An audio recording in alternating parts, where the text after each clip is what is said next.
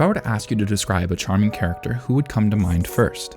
Would it be the protagonist or hero, someone charismatic? Sometimes, but just as often, it can be a villain or anti-hero, because a character's charm often comes down to those little moments where they do something that scratches that satisfying part of your brain, things in stories that you can't help but smile at, like a character being awkward but trying his best, maybe someone being unreasonably stubborn in a cute and sincere way, or maybe it's an elf that's lived thousands of years that somehow still finds ways to be childish. My name is Pei, and today we're talking about how subtle faults can sometimes lead to remarkable charm.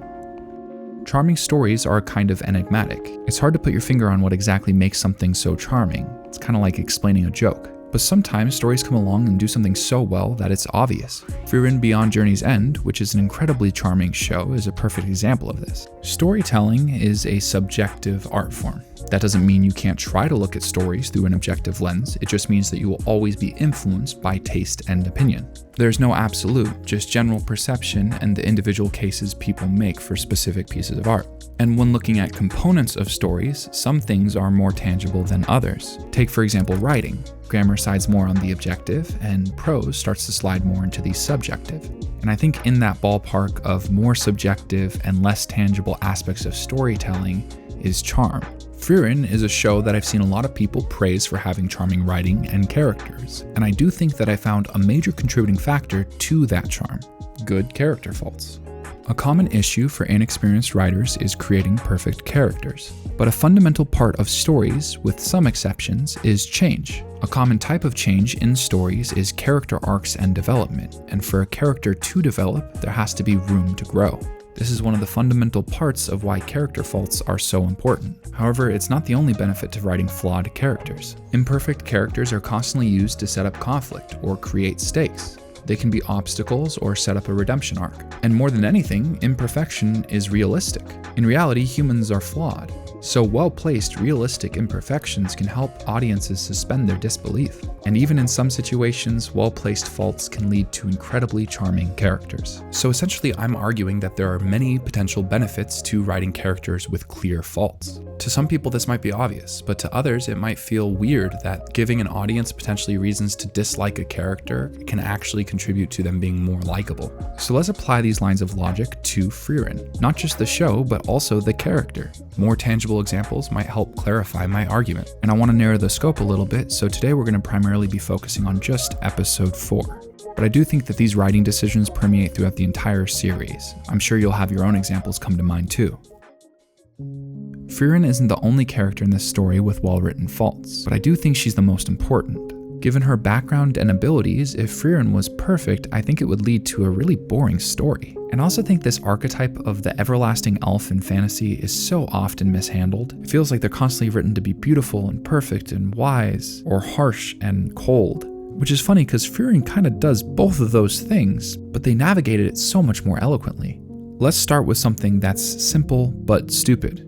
Frieren doesn't handle the cold very well. It's a reoccurring character trait that is consistent across the series. This, along with traits like sleeping in and making a mess, all feel like they're part of this overarching fault of Frieren's almost childish nature.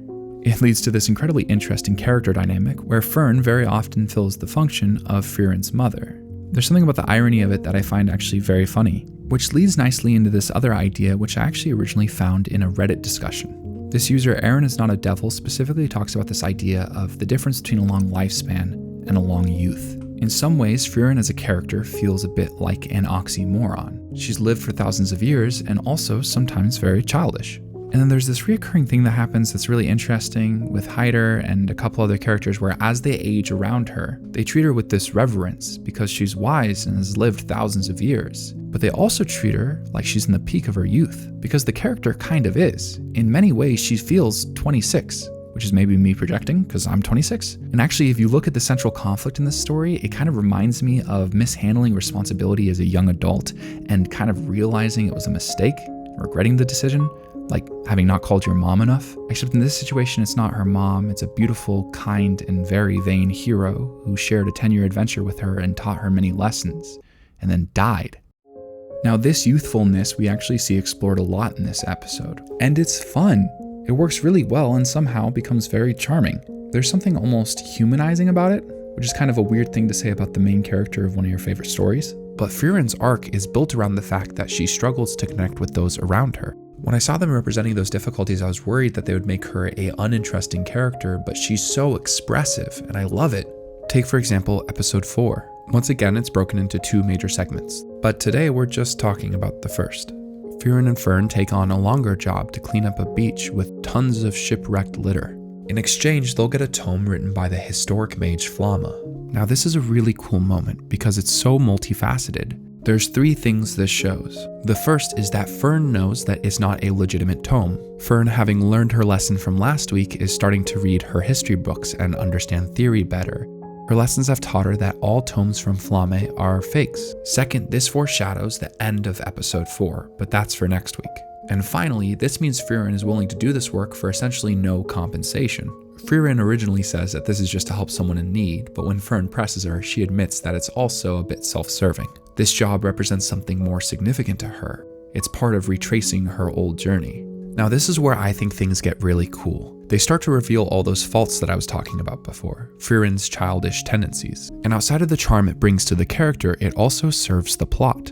And we find out, when she was here last with Himmel, Hyder, and Eisen, she had chosen not to share an experience with them, instead choosing to sleep in. So every year, this town celebrates the new year by watching the sun rise over the water. It's supposed to be absolutely beautiful, and Frieren chose not to come last time she was here with the heroes' party. And so the goal of the job is to clean the beach by the time of the New Year's festival. There's more shenanigans, like Frieren trying to stay up all night to show up instead of just waking up early, which for me is incredibly relatable.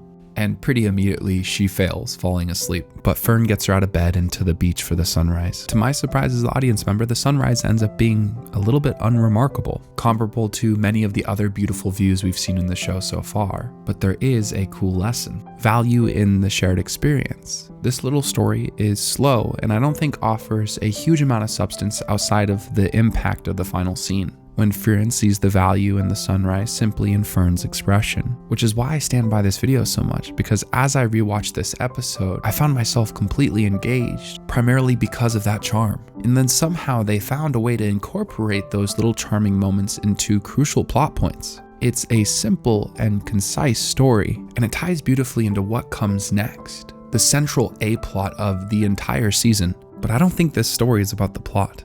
Sometimes in stories we get that moment where you find out it was never about the destination but the journey all along. I think Frieren embraces that from the get-go. I'm not implying that the plot isn't great, just unimportant. But that's for next week's video.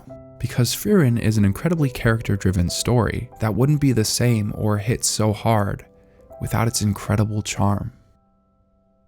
Thanks. This is the 5th video in a running series I'm starting to call Exploring Frieren. If you enjoyed it, consider going and checking out the other 4, or come back next week. I'm actually a little sick, so if you notice that in my voice, sorry. If you want to support me or the series, consider going to my Patreon. There's a link in the description. Thanks. See you next week.